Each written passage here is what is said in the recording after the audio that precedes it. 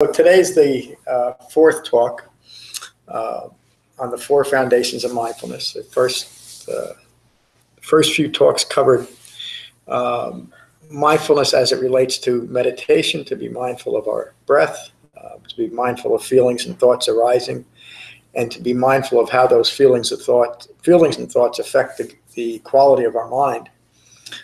If we're dispassionately mindful of feelings and thoughts arising, our quality of mind will be at peace. And if we're reacting to feelings and thoughts, we'll have an agitated mind.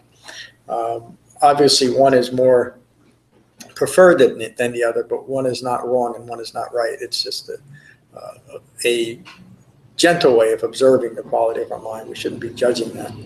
And then last week, we touched on the 5 hindrances: sensory desire, ill will, restlessness and anxiety, drowsiness and laziness, and doubt and uncertainty. And again, these are things, the Buddha taught this 2,600 years ago. These are common hindrances. They're things that come up for all of us. It's not right or wrong when these come up, but be mindful of them and don't let them hinder your practice in any way. They're just common things to be mindful of and simply to come back to our practice. The Buddha's words on that, just to touch on what I said last week.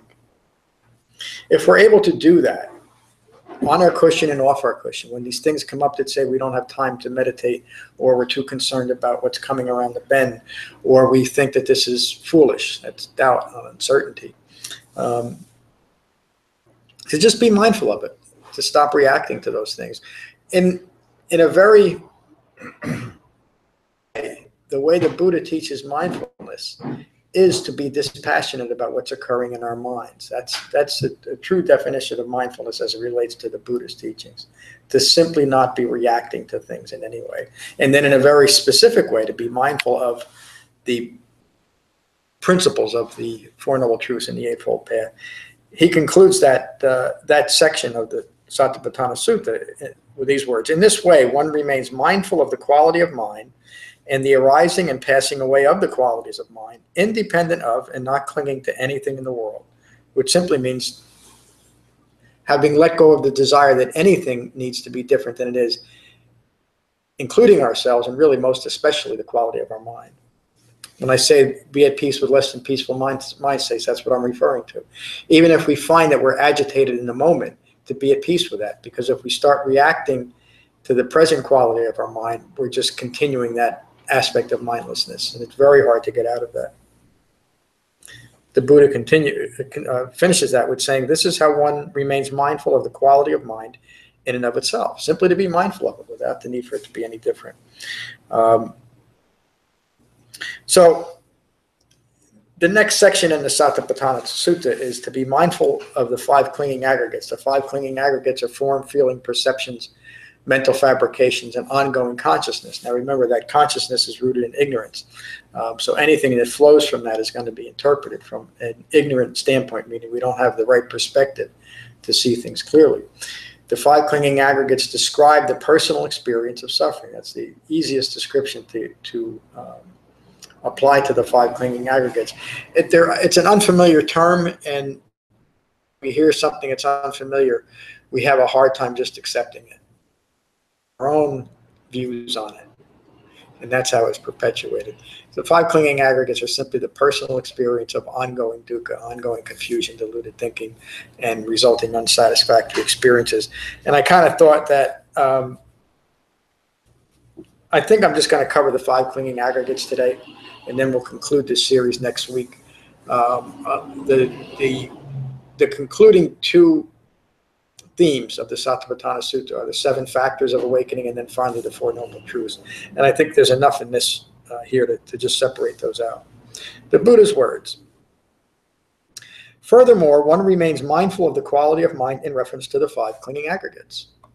So he's just saying, be mindful of this clinging aggregates. Remain mindful of form and the arising and passing away of form. So form is the identity that we have to this body, and then everything else in the physical world. Be mindful of the arising and passing away of form. In that personal way, remember how the Buddha describes dukkha. Suffering, sickness is suffering, aging is suffering, death is suffering. That relates directly to the physical form. Why does he have to point that out? Why did it take an awakened human being to point out the obvious? Because we don't want to face it. We want to think that this form is me and it's always going to be me. In fact, there's myths and legends within Buddhism and within most religions that we can take this thing called me through lifetime after lifetime after lifetime. Even when the form is gone, the Buddha says that's not true. And this is not a talk on reincarnation or rebirth. But if we understand the nature of impermanence, even as it relates in a physical way to the human body, this body that I have right now in this moment is not the same body I had when I walked up those stairs this morning. Millions of cells have come into existence and died off in that 45 minutes since I've been here. And that's true for every one of us. This body certainly isn't the same body that I had when I was 25 years old. I know that every time I get up in the morning. It changes. We know that every cell in a human body changes about every 7 years. So it's foolish to think that this body, I should use this body to describe me. It's always in a state of change. It's always in a state of flux. The Buddha teaches that that which is impermanent cannot be me. This is not me. This is not mine. This is not myself. The first thing that we attach ourselves to, though, is this impermanent physical form.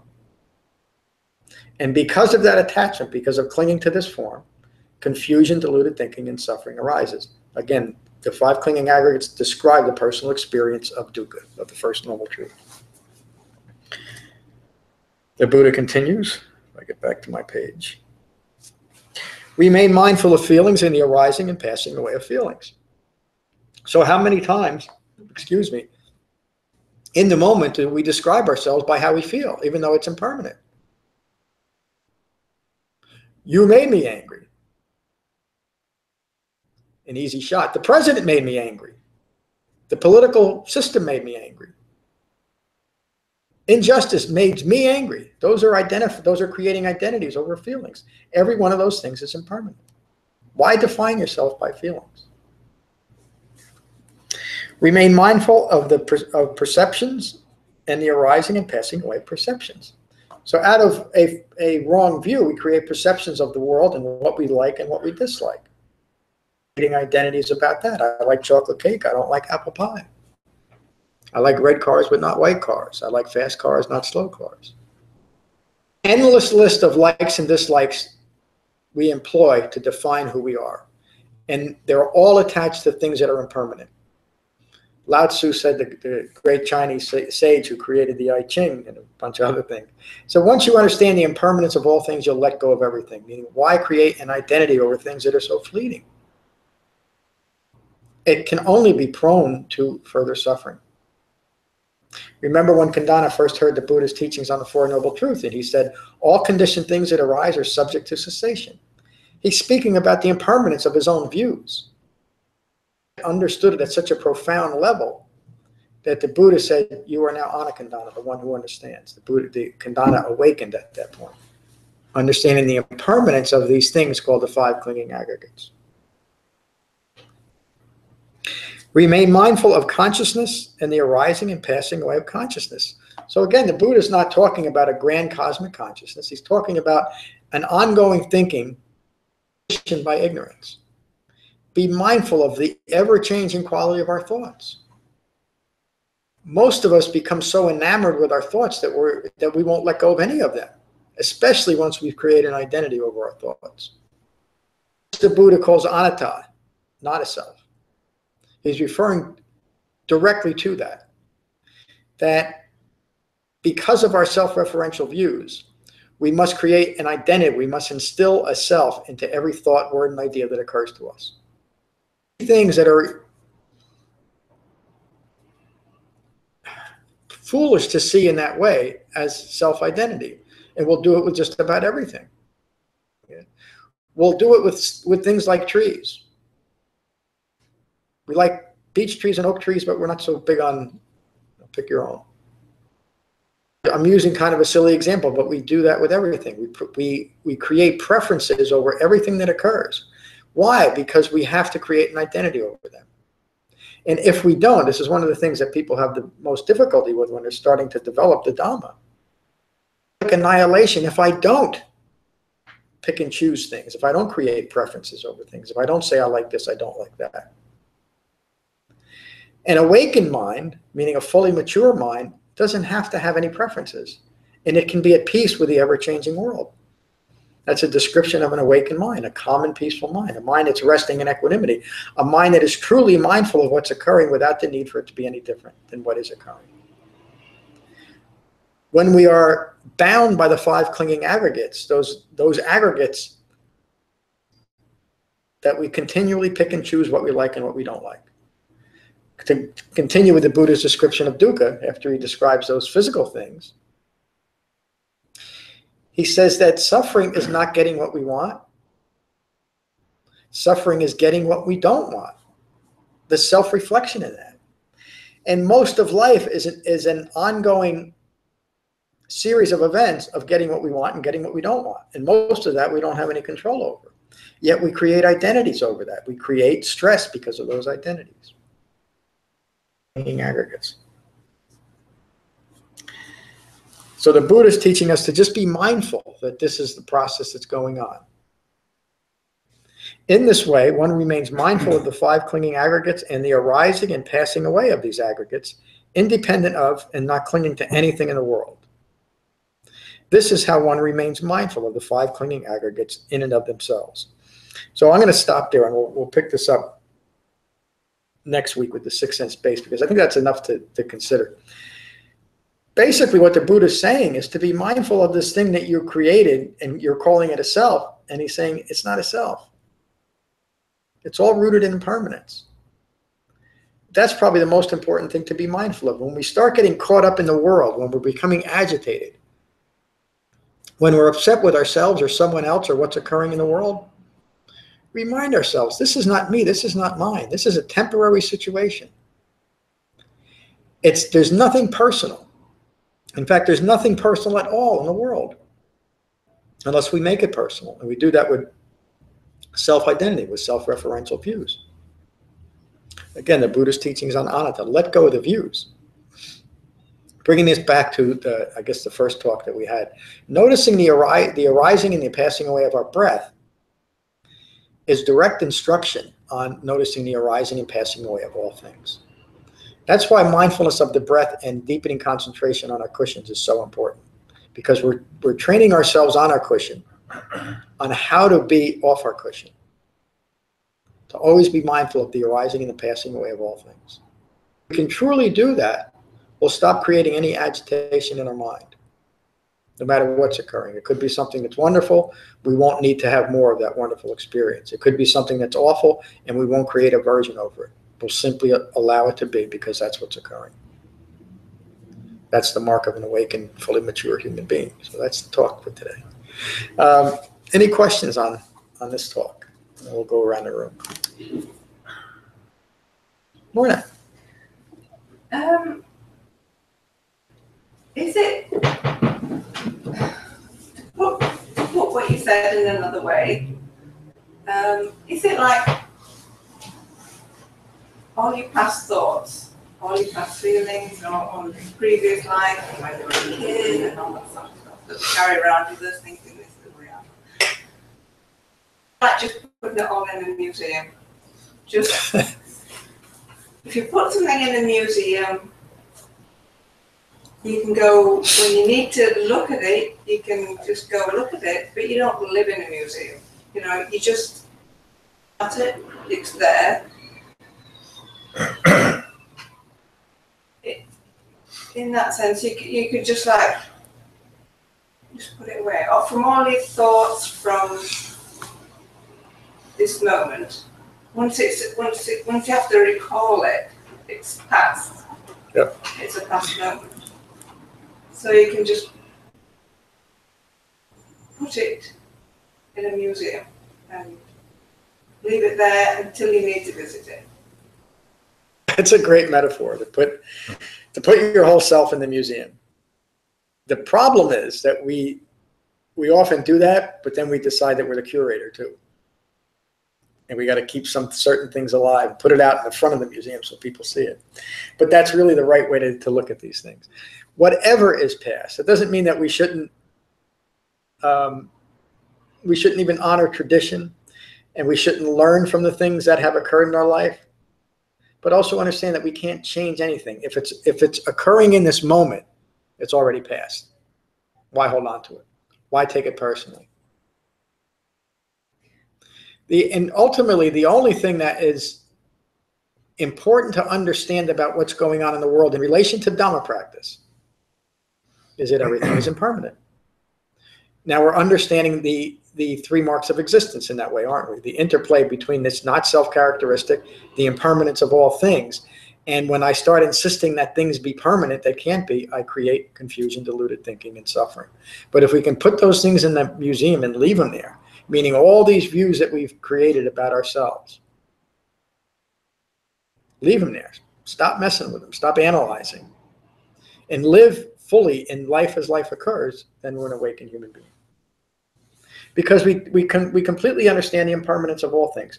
It leads to a useful understanding of karma and rebirth, meaning if I understand the impermanence of all things, most importantly, impermanence of who I think I am, then I can enter into an awakened human being, or a person on the path to awakening is said to be a stream enterer. You've got into the stream, and as long as you stay in the stream, eventually you're going to get to the other shore and awaken. What it means in that relationship is that I have now created a direction in my life through mindfulness of the Eightfold Path, that what I'm holding in mind is moving me towards awakening, meaning the potential of each moment then holds the potential to awaken. Now, at any point, I could fall back into that ignorance because of conditioned thinking, and then the potential of each moment is further ignorance and further suffering. How do we know when we're there, when we're off the path? That's why the path is there, because our minds are agitated. And then we can understand where our minds are agitated from is from clinging and craving. How do we know that? The moral and ethical factors of the Eightfold Path show us immediately. And if that's not enough, we can deepen our concentration in meditation, and that will allow us, give us the ability to hold in mind those things that we most need to hold, and to be simply dispassionately mindful of it, to not take it personally. So the stuff's in the museum. I don't need to take it personally at all, do I? It's not mine. I'm not living my life based on wrong views anymore. Yes, that's the point. Yeah. And so what happened in the process of awakening, there can be a lot of disconcerting moments because we're losing that view of who we are that we've carried around with us. Let's just talk about one lifetime. In this entire lifetime, we've decided who we are. And as we start looking at those views and letting go of those views, it can be very disconcerting at times. We're losing our view of ourselves in relation to the world. What do? That's one of the reasons why I say be at peace with less than peaceful mind states. Be at peace with that and understand that it's part of the process. It's part of unbinding these clinging aggregates. Part of letting go of self-identity to form feeling, perceptions, fabrications, and thinking rooted in ignorance. Great metaphor. Put it in the museum. But also, you say it can be, a little bit frightening, sort of letting go of your past, your past and who you think you are and all that sort of stuff. But if you really get it right, it's very freeing, to not have to carry all that around. If you can get your mind there, that you're not all that. Yeah. It's so freeing. The simplest word to describe dukkha is stress. And thinking about who you are all the time is the greatest stressor, and we know that. Being preoccupied with yourself is being preoccupied with dukkha. Occupation with dukkha that causes us to miss our life. We're always stuck in the past or the future. Or we are uncomfortable because of the usual neutrality, the ambivalence of life, because it's not stimulating us. That's one of the hindrances. The biggest problem that people have, most people have with meditation, is it's just incredibly boring. That is that we need constant sensory stimulation. That's why it feels boring. If I'm just sitting here and I'm being mindful of my breath, there's no opportunity to continue to establish myself in each moment. That's the difficulty of meditation. Of course, it's also the benefit of meditation. The essence of concentration is to not have any self-referential views in this moment. I'm not concerned with myself, with what's going on in the world. I'm simply present. It's concentration. It's the essence of mindfulness. This is not me. This is not mine. This is not who I am. It's such a great line. The Buddha uses that often. But to see that in everything. You know, we talked about that on that series on restraint too. Practice restraint. Whenever we start affirming ourselves, practice restraint. Thank you. Anthony, good to see you this morning. Good to see you. I really appreciated this because I practice mindfulness and I practice Buddhism, and it's nice to see you pull together the two, because the mindfulness community doesn't really talk about Buddhism a lot, except to acknowledge that's where it all comes from. Yeah. For good reason. So I was wondering, is that the entire collection of mindfulness in the Pali Canon?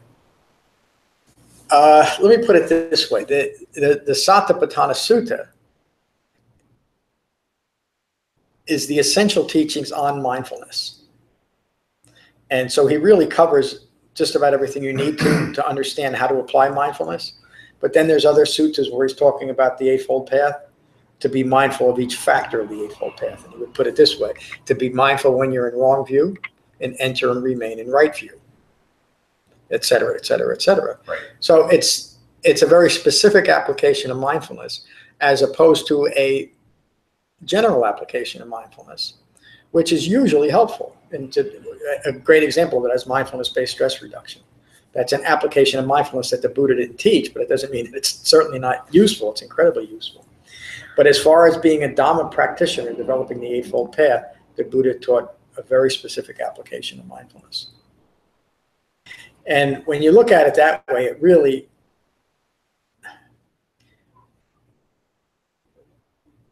addresses stress in a more direct and inclusive way, I think, at least as it relates to the Dhamma. But I think one of the John Kabat-Zinn, the genius behind mindfulness-based stress reduction, realized that if he introduced this in a medical setting, if he tried to do that based on the Satipatthana Sutta, I don't think he would have gotten anywhere with it. No, and he wouldn't get it into schools for sure. Yeah. So, unless they're Buddhist schools. Yeah, unless they're Buddhist schools. So just to say it's different doesn't put down that. But it's also important to point out that mindfulness means to recollect or to hold in mind. And we can do that with anything. We can do it in very hurtful ways. I talk about this often. For many, many years, I held in mind my next drink or my next drug. I couldn't wait. Destroyed my life twice. But that was an aspect of mindfulness. I was holding in mind the next substance I needed to change the way I felt. We can hold hatred in our minds, don't we? We do that. People do that all the time. That's a form of mindfulness. It's hurtful mindfulness. And it's probably better to look at that as mindlessness, but it still is an aspect of holding something in mind. Yeah. So what we hold in mind is going to determine our life experience. Another way of saying that is what we associate with. If we associate ourselves to the Dhamma, we are going to become awakened. If we hold in mind something else, if we're preoccupied with our golf game or something like that, that's what we put most of our mental energy on. We might become very good golfers, but we're probably going to be pretty frustrated too, because I know the game. Again, a silly example. What we hold in mind is what we're going to experience in life. If we want to develop the Dhamma, principles of the Dhamma. And that's really what the Satipatthana Sutta teaches. So, yeah. The other observation I had is that this is really simple, but not easy. Yeah. Because as humans, we have to have opinions about things. I love going to Mets games every once in a while, and I go with my jersey and everything, and I'm a big Mets fan. But then the importance of it is to know when to let go, like not to carry that out of the stadium. Yeah. Fans, Yeah. you know. So, but it's That's right. But we're always at the tip of that needle, whether it's what restaurants we're deciding to go to, or what sports and what sports teams we want, or even like how could you be a Buddhist comedian without opinions? Or how could you engage in any social justice? Things that are really, really important involve getting in opinions. And it's so easy to fall on the other tip of that needle and cling to that or crave it because we're always attracted to and looking for it. It's kind of what makes us human. That's when the Buddha, even at the very first teaching, he said that he teaches from the middle. It's a middle way. The Eightfold Path is a middle way path, meaning that it acknowledges that we're human beings while we're developing. And again, developing the Eightfold Path doesn't take us away from being a human being. It simply means we're a fully mature human being when we've completed the Eightfold Path.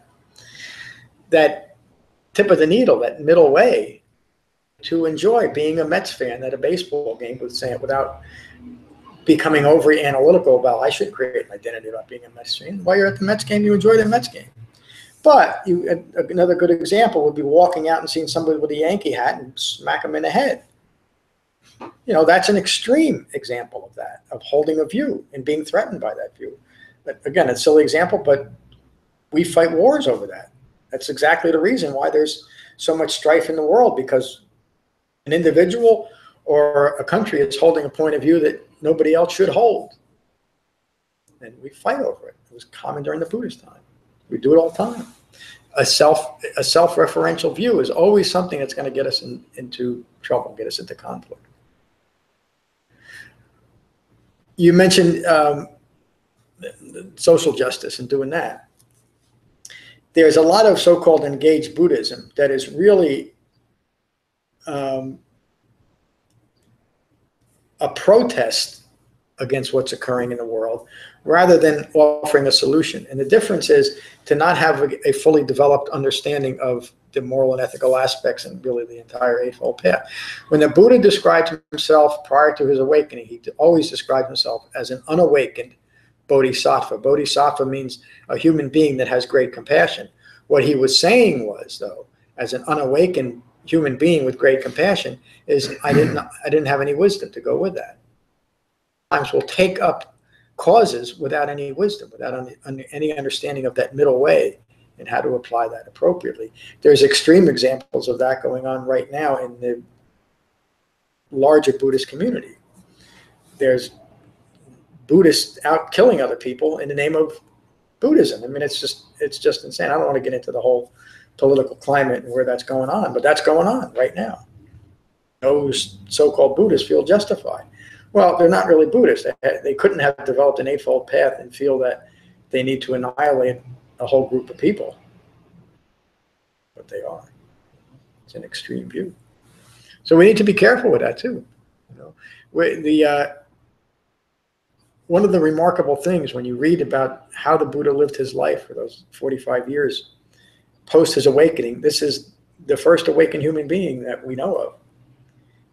And there was never any self-righteousness in anything he did. Everything was well framed by wisdom. He never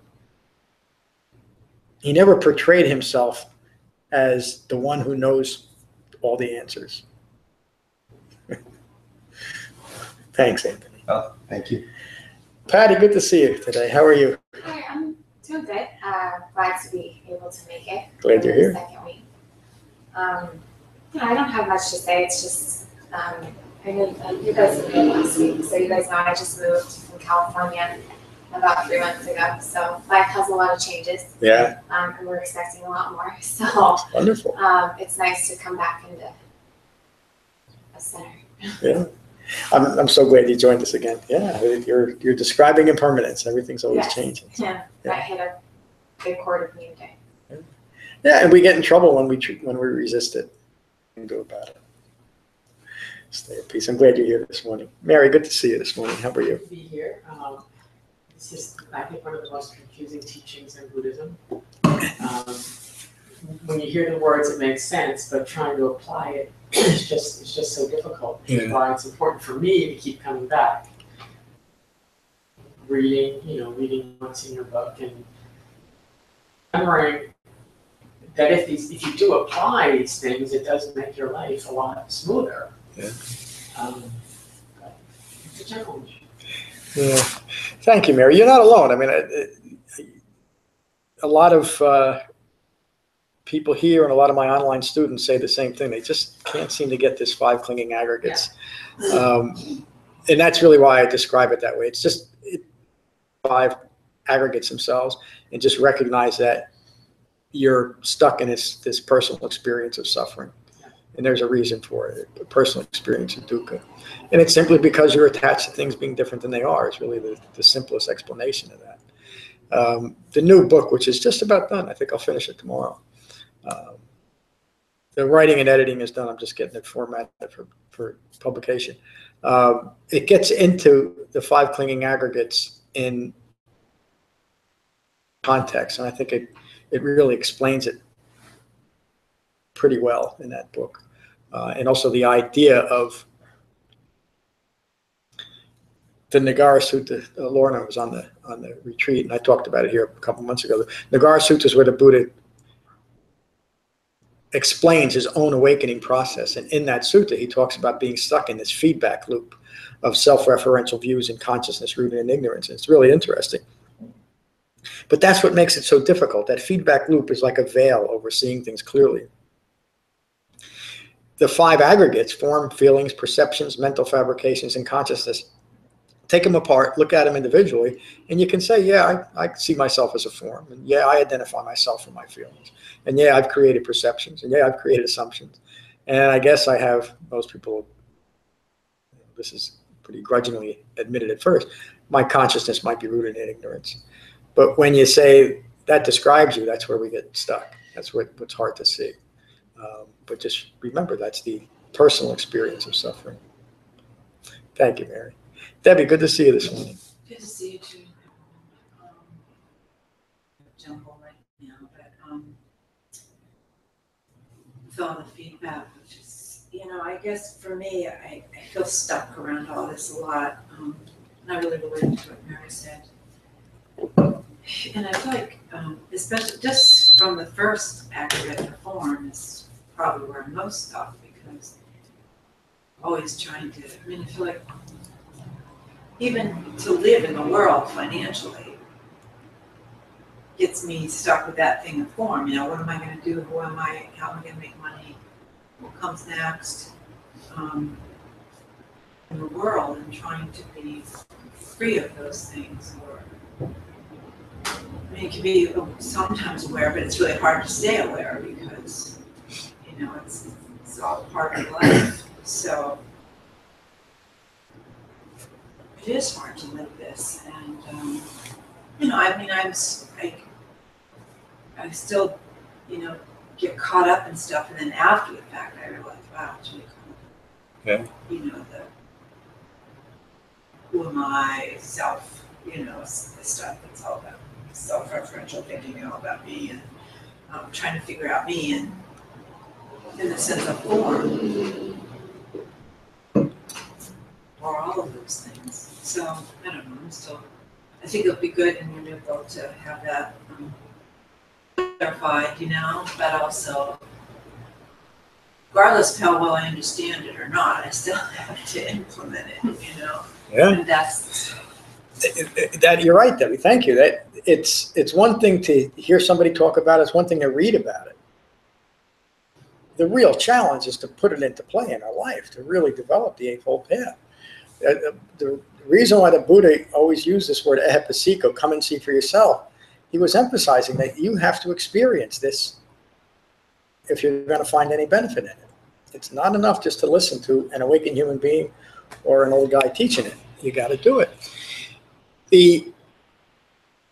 That idea that what's going to motivate me to go to work and pay my bills arises, I think, almost in everyone when they start realizing the implications of these teachings, because it feels like annihilation. We feel like we need an ego self to keep driving us to do certain things. It's a big lie. That's part of ignorance. The best example of that is the Buddha himself. Upon his awakening, he spent the next 45 years of his life living, doing many of the same things he did prior to his awakening, meaning that every day he got up, he walked into the town with his bowl, he got his little bowl of food, came back and ate it. He made sure that he had robes and shelter. So just because we become awakened doesn't mean that we're not involved in the world.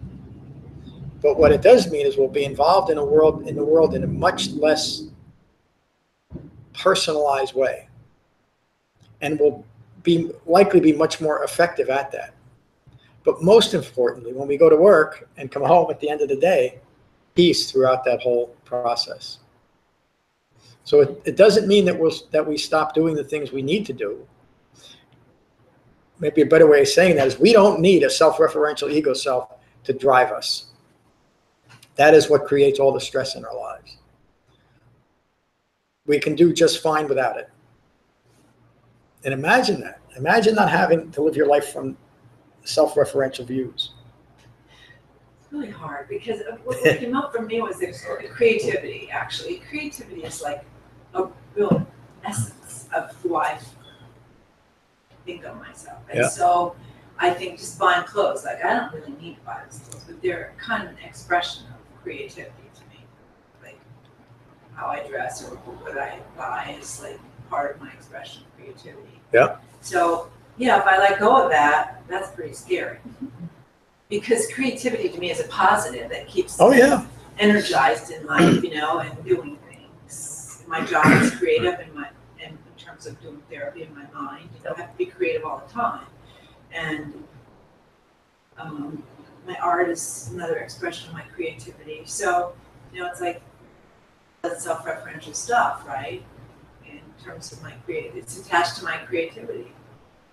How I dress, it's just it's hard. I know it, Debbie. It is, and it feels like how could you be creative if you weren't self-referential at the same time? Right. Again, I go back to the Buddha's life and the teachings. When you read the suttas, the contemporaneous creativity of the Buddha is astonishing. He always came up with the right thing to say at the right time. It's really amazing.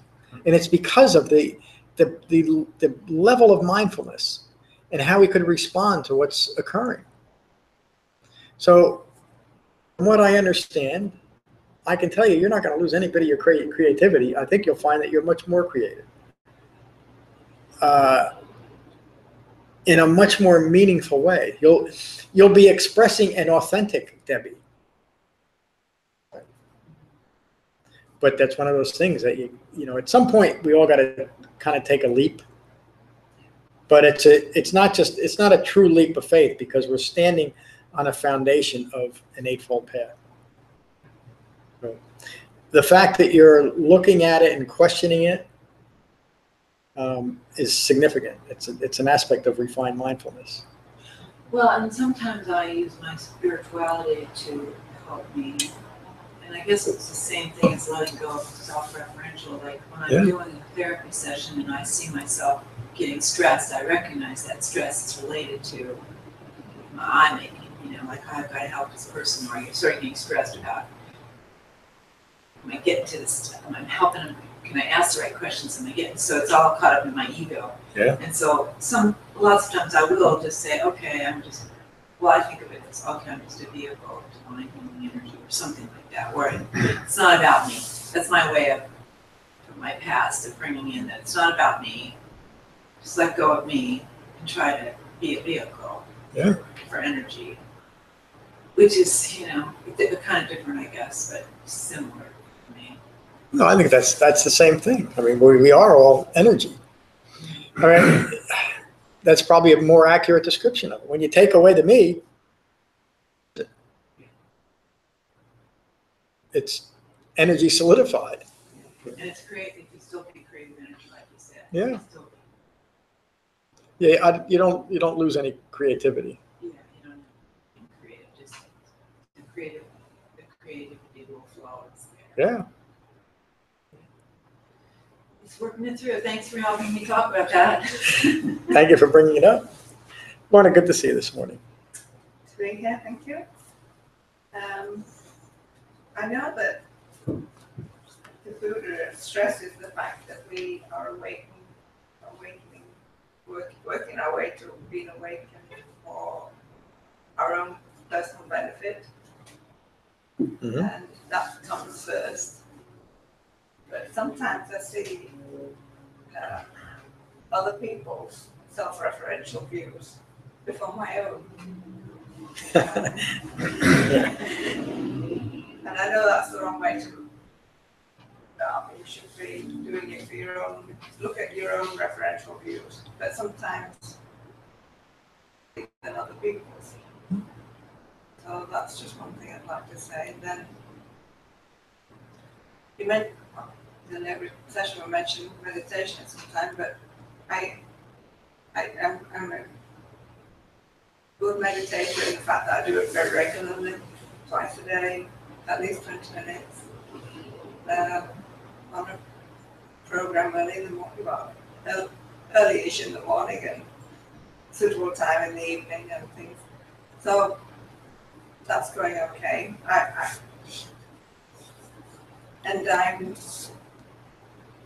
have my own comfortable times of meditation, but mainly I'm okay. As far as my mind being unsettled and noticing the unattached thoughts and things like that, is when I just try and just sit quiet in a room. Nothing going on. There's no iPhone, there's no TV, there's no music, there's no work. There's nothing. Because when you're meditating, you're actually doing something. Yeah. And sometimes when I need to sit quietly, I almost have to meditate because I can't stand to sit there without doing anything. I just wonder if you'd like to sort of speak about that. So is that just all in the process, or? Well, it's kind of remarkable when you think about it that most of us don't have the ability to just sit and do nothing. I know. You think that would be the one thing we'd all be good at. Yeah, but I can't sit and do nothing. Yeah. Just sit and do nothing. That's really hard. That's that first hindrance that the Buddha pointed out 2,600 years ago, the need for constant sensory input or sensory stimulation. It's the biggest hindrance to concentration, but it's a common problem. But it only arises from the ego self that always needs to continue to establish itself. That's why sitting quietly is so difficult, because there's nothing for the ego to grab onto, to cling to at that moment. You got to do something.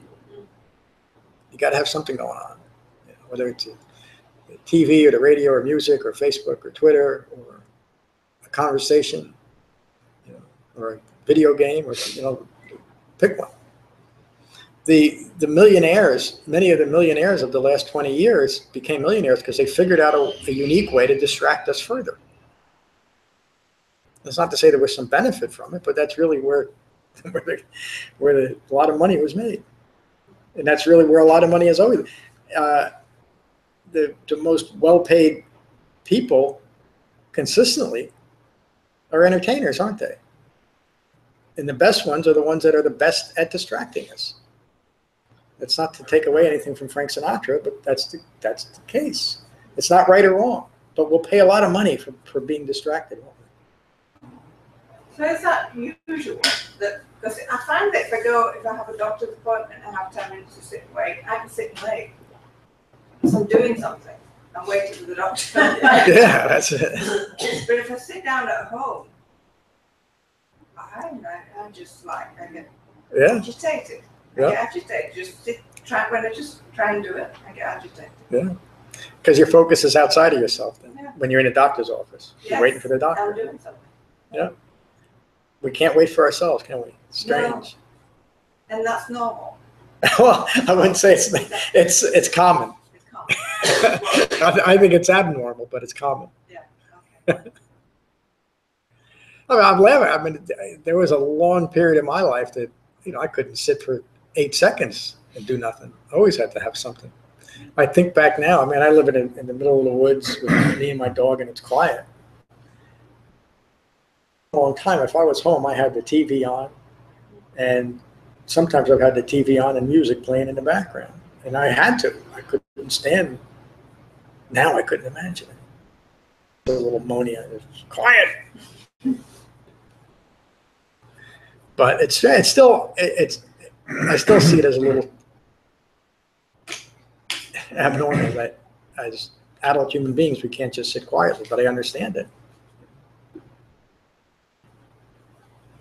The reason why the Buddha taught meditation is because of that problem. Again, meditation has taken all kinds of different ideas, and we're here to do this and do that. It's to develop concentration, to stop that need for constant sensory input and constant sensory stimulation. And from that point, then we can be at peace with the rest of our lives, can't we? As long as we develop that Eightfold Path. We can diminish the effect of these hindrances that we have on our lives. We can develop true mindfulness, true useful mindfulness. So next week we'll get into the sixth sense base, the 7 factors of awakening, and I think we'll finish next week with the Four Noble Truths. But I might break it up once more. There's a lot here in the Satipatthana Sutta. This is a really good series. Any other questions? All right, our Sangha picnic is next week. Their info is linked on the website and in the emails, but it's 10 minutes from here, so I hope you join us. Family, friends, pets, all welcome. So we'll finish with the Metta. So find your relaxed meditative posture and gently close your eyes and gently close your mouths. And Metta is both an aspiration for those of us developing the Eightfold Path and an expression of an awakened, fully mature human being. And these are the Buddha's words on Metta. This is what should be done by one who is skilled in goodness and who knows the path of peace. Let them be able and upright, straightforward and gentle in speech, humble and not conceited, contented and easily satisfied, unburdened with duties and frugal in their ways, peaceful and calm and wise and skillful, not proud or demanding in nature. Let them not do the slightest thing that the wise would later reprove. Wishing, in gladness and in safety, may all beings be at ease. Whatever living beings there may be, whether they are weak or strong, omitting none, the great or the mighty, medium, short, or small, the seen and the unseen, those living near and far away, those born and to be born, may all beings be at ease. None deceive another or despise any being in any state. Let none through anger or ill will wish harm upon another. Even as a mother protects with her life her child, her only child, so with a boundless heart should one cherish all living beings. Radiating kindness over the entire world, spreading upwards to the skies and downwards to the depths, outwards and unbounded, freed from hatred and ill will. Whether standing or walking, seated or lying down, free from drowsiness, one should sustain this recollection. This is said to be the sublime abiding. By not holding to fixed views, the pure-hearted one, having clarity of vision, being freed from all sense desires, is not born again into this world. Thank you all for a wonderful class. Peace.